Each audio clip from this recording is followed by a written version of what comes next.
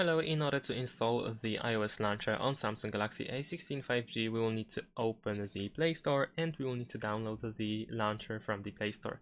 So let's go to search and let's search for iOS launcher. Of course, we will find multiple different launchers. You can try one of these apps, whichever you like the most. In my case, I'm gonna choose this one and let's press install and let's wait for the launcher to be downloaded and installed.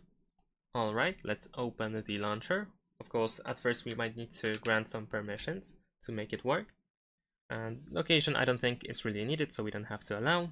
We can allow access to contacts, photos and videos and so on and so forth. Alright. So now what we can do is find over here make default launcher. You might see some ads, of course you can close them. Let's tap OK. Over here in default home app we want to select launcher iOS 18. And we might see this error about the blur effect. Starting from Android 13, third-party apps cannot get the wallpaper to make blur effects. So to use blur for dark folders, widget pages, and so on, you must choose your favorite image and set wallpaper from my app. We can, of course, follow these instructions and do that, or we can do that later. I don't care about it right now. Alright, let's tap OK. And as you can see, we have this iOS lookalike launcher. It works pretty fine, I would say.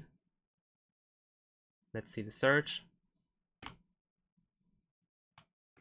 There we go. We even have the app library. Of course, we might see some messages that we need to end the configuration or something, but as you can see, the launcher works completely fine. And that's all. Thanks for watching. Leave a like and subscribe to my channel and see you in my next videos. Bye.